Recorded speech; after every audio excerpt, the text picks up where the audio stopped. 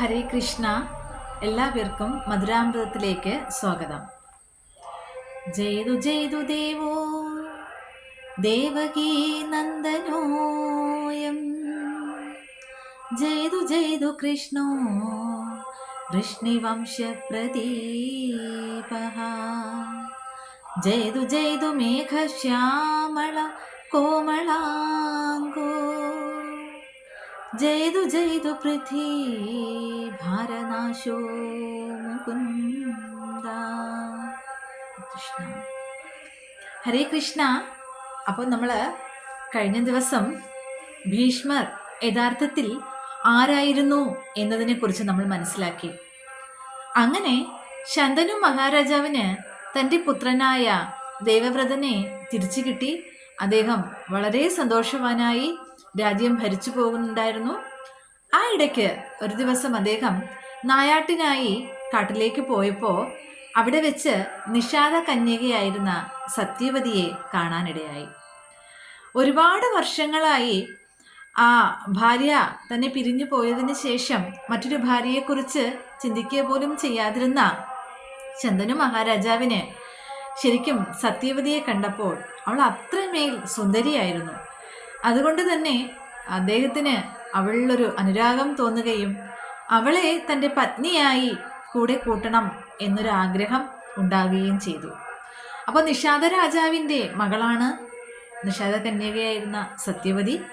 അതുകൊണ്ട് തന്നെ രാജാവ് നിഷാദ രാജാവിനെ പോയി കണ്ടു, ശന്തനു മഹാരാജാവ്. അപ്പോൾ അദ്ദേഹത്തിനും ഇത് കേട്ടപ്പോൾ വളരെ സന്തോഷമായി.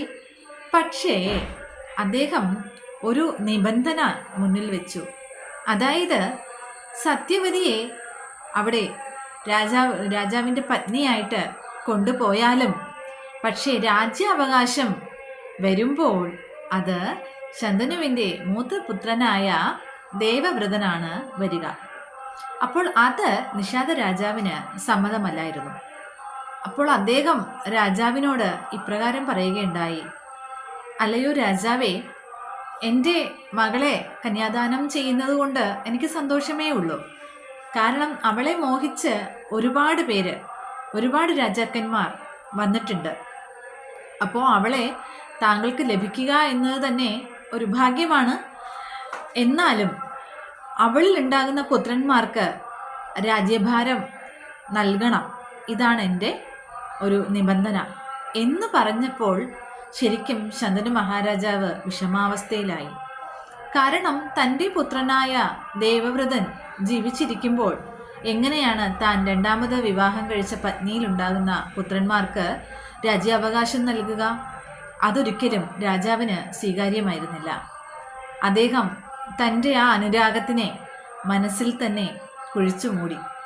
തിരികെ കൊട്ടാരത്തിൽ വന്നു, രാജ്യകാര്യങ്ങളിലൊക്കെ ശ്രദ്ധിച്ചു.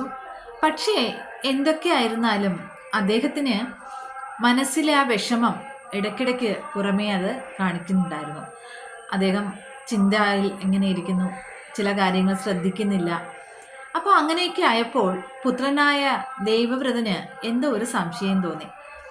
അദ്ദേഹം അത് നേരിട്ട് പിതാവിനോട് ചോദിക്കുകയും ചെയ്തു: അല്ലയോ പിതാവേ, അങ്ങേക്ക് എന്താണ് ഇത്രയും മാനസിക വിഷമം? ഏത് യുദ്ധത്തിന് പോയാലും എതിരാളികളെ തോൽപ്പിച്ച് ആ രാജ്യം കൂടെ സ്വന്തമാക്കി അങ്ങനെയുള്ള രാജാവിന് എന്തിൻ്റെ കുറവാണുള്ളത്? എന്താണ് അങ്ങേ ഇത്രമേൽ അലട്ടുന്ന പ്രശ്നം എന്നൊക്കെ കുമാരൻ ചോദിച്ചുവെങ്കിലും പിതാവ് അതിനൊന്നിനും വ്യക്തമായ ഒരു മറുപടിയും കൊടുത്തിരുന്നില്ല.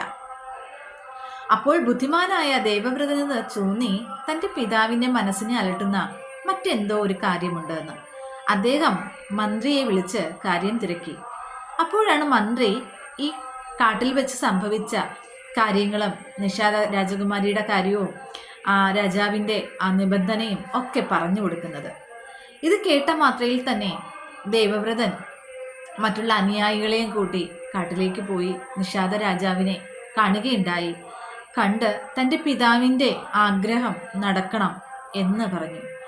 അപ്പോഴും നിഷാദ രാജാവ് ഇത് തന്നെയാണ് പറയുന്നത്: എനിക്ക് അതിന് വിരോധമൊന്നുമില്ല, പക്ഷേ ഞാൻ പറഞ്ഞ ഈ കാര്യം കാരണം എൻ്റെ മകൾക്ക് ഒരു ദോഷം മാത്രമേ ഉള്ളൂ. അതായത് അവളുടെ ജാതകത്തിൽ തന്നെ പറഞ്ഞിട്ടുണ്ട്, അവളുടെ പുത്രൻ അതിൻ്റെ ശത്രു എപ്പോഴും ഉണ്ടായിരിക്കും. ശത്രുക്കൾ ഉണ്ടായിരിക്കും എന്നുള്ളത്. അപ്പോൾ പുത്രന് ശത്രുക്കൾ ഉണ്ടാകുക എന്ന് പറഞ്ഞു കഴിഞ്ഞാൽ, ഇപ്പോൾ സത്യവതിയിൽ മക്കൾ ഉണ്ടാകുമ്പോൾ ശത്രു എന്ന് പറയുന്നത് ദേവവ്രതനായിരിക്കും. അപ്പോൾ ശത്രു വളരെ ശക്തിമാനുമായിരിക്കും. അപ്പോൾ അതാണ് അവൾക്കുള്ള ഒരു ദോഷം. അപ്പോൾ ഇത് എനിക്ക് സമ്മതിച്ചു തരാൻ കഴിയില്ല. എൻ്റെ മകൾക്കുണ്ടാകുന്ന പുത്രനായിരിക്കണം രാജ്യം ഭരിക്കേണ്ടത് എന്ന് പറഞ്ഞു. അപ്പോൾ ദേവവ്രതന് അച്ഛൻ്റെ ആഗ്രഹം എന്തായാലും നടത്തണം എന്ന് വിചാരിച്ചിട്ട് തന്നെ അദ്ദേഹം ഒരു വാക്ക് കൊടുക്കുകയാണ് നിഷാദ മഹാരാജാവിന്. അദ്ദേഹം പറയും, എനിക്ക് രാജ്യാവകാശം വേണ്ട. എൻ്റെ അച്ഛന് സത്യവതിയിൽ ഉണ്ടാകുന്ന പുത്രന്മാരായിരിക്കും അടുത്ത കുരുവംശം ഭരിക്കാൻ പോകുന്നത്. എനിക്ക് രാജ്യം വേണ്ട, ഞാൻ രാജാവാകുന്നില്ല എന്ന് ആ ഒരു വാക്ക് കൊടുക്കും. അപ്പോൾ രാജാവിന് സന്തോഷമായി, സത്യവതിക്ക് സന്തോഷമായി. പക്ഷേ എങ്കിലും നിഷാദ മഹാരാജാവിന് വീണ്ടും ഒരു സംശയമാകും. എന്നിട്ട് പറഞ്ഞു, അല്ലയോ ദേവവ്രത, അങ്ങേക്ക് രാജ്യം വേണ്ടായിരിക്കും, പക്ഷേ അങ്ങേക്കുണ്ടാകുന്ന പുത്രന്മാർ ഈ രാജ്യാവകാശം വേണമെന്ന് പറഞ്ഞാൽ എന്തു ചെയ്യും? തീർച്ചയായും നിയമപരമായി നോക്കുകയാണെങ്കിൽ ദേവവ്രതന്റെ പുത്രന്മാർക്ക് തന്നെയാണ് അടുത്ത അവകാശമുള്ളത്. അപ്പോൾ നിഷാദ മഹാരാജാവിന് വീണ്ടും ആ ഒരു ആശങ്കയാണ്. അങ്ങേക്കുണ്ടാകുന്ന, അങ്ങേക്ക് വേണ്ട, ശരി, സമ്മതിച്ചു, വാക്ക് തന്നു, പ്രതിജ്ഞ ചെയ്തു, ശരി, പക്ഷെ അങ്ങേക്കുണ്ടാകുന്ന പുത്രന്മാർ ഈ രാജ്യാവകാശം വേണമെന്ന് പറഞ്ഞാൽ എൻ്റെ മകൾക്കുണ്ടാകുന്ന പുത്രന്മാർ മാറി നിൽക്കേണ്ടി വരില്ലേ എന്നിങ്ങനെ ചോദിച്ചപ്പോൾ ദേവവ്രതന് ശരിക്കും പറഞ്ഞാൽ വീണ്ടും ഒരു വിഷമത്തിലായി. അപ്പോൾ എങ്കിലും തൻ്റെ പിതാവിൻ്റെ ആഗ്രഹമാണ് ഏറ്റവും വലുത്, അതെങ്ങനെയും സാധിച്ചു കൊടുക്കുകയും ചെയ്യണം എന്ന് മനസ്സിൽ ആ ഒരു ശപഥം ചെയ്തിട്ട് തന്നെ ഇദ്ദേഹം ഒരു തീവ്ര പ്രതിജ്ഞ എടുത്തു എന്നുള്ളതാണ്. അതായത്, ഞാൻ നിത്യ ബ്രഹ്മചാരിയായിരിക്കും, എനിക്ക് പുത്രന്മാരോ പുത്രികളോ ഭാര്യയോ ഒന്നും ഉണ്ടാകുകയില്ല, ഞാൻ നിത്യ ബ്രഹ്മചാരിയായിരിക്കും, സന്താനമില്ലാതെ തന്നെ ഞാൻ മുക്തിക്ക് അർഹനാകും. ഇങ്ങനെ ഒരു തീവ്ര പ്രതിജ്ഞ ദേവവ്രതൻ എടുക്കുകയുണ്ടായി. ഈ പ്രതിജ്ഞ കേട്ട് ശരിക്കും പറഞ്ഞാൽ ദേവലോകം പോലും നടുങ്ങി എന്നുള്ളതാണ്. അവിടെ ഇന്ന് ദേവന്മാർ ഇങ്ങനെ കരഘോഷം മുഴക്കി പറയുന്നുണ്ടായിരുന്നു, ഭീഷ്മർ ഭീഷ്മർ ഭീഷ്മർ. അങ്ങനെയാണ് അതോടുകൂടി ദേവവ്രതന്റെ നാമം ഭീഷ്മർ എന്നായി. ഇത്രയും തീവ്രമായ ഒരു പ്രതിജ്ഞ എടുത്ത് സ്വന്തം പിതാവിൻ്റെ ആഗ്രഹം സഫലമാകുന്നതിന് വേണ്ടി തൻ്റെ എല്ലാ സുഖങ്ങളും ഉപേക്ഷിച്ച ആളാണ്, മകനാണ് ദേവവ്രതൻ.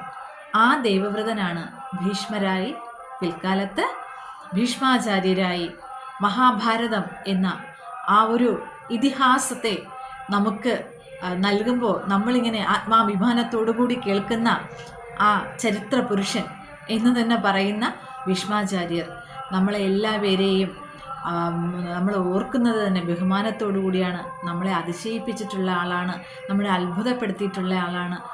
അപ്പോൾ നമുക്ക് അത്രവേൽ ഇഷ്ടപ്പെട്ട ഒരു കഥാപുരുഷനാണ് ഭീഷ്മാചാര്യർ. അപ്പോൾ പിതാമഹനായ ഭീഷ്മാചാര്യരായിരുന്നു കുരുവംശത്തിന് എല്ലാം.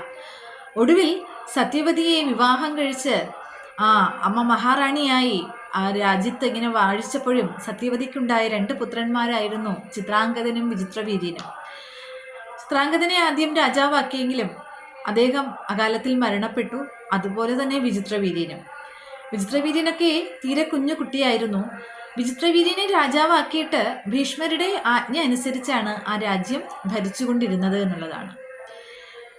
ഒടുവിൽ വിചിത്രവീര്യനും മരിച്ചപ്പോൾ സത്യവതി ഭീഷ്മരോട് രാജ്യഭാരം ഏൽക്കണമെന്ന് പറഞ്ഞു.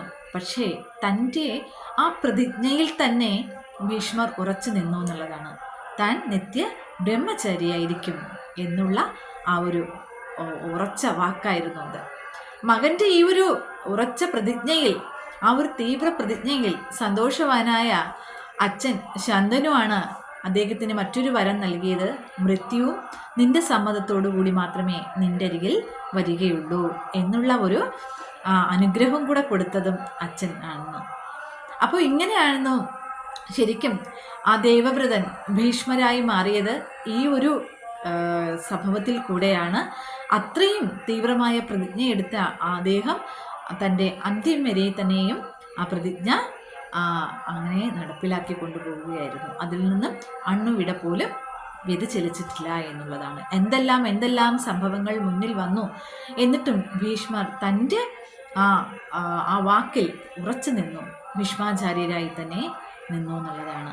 ഒടുവിൽ ആ അന്ത്യനിമിഷം, ആ അന്ത്യം പോലും അദ്ദേഹത്തിൻ്റെ ആഗ്രഹം അനുസരിച്ച്, അദ്ദേഹത്തിൻ്റെ ആഗ്രഹത്തിലാണ് ആ സമയം പോലും വന്നത് എന്നുള്ളതാണ്.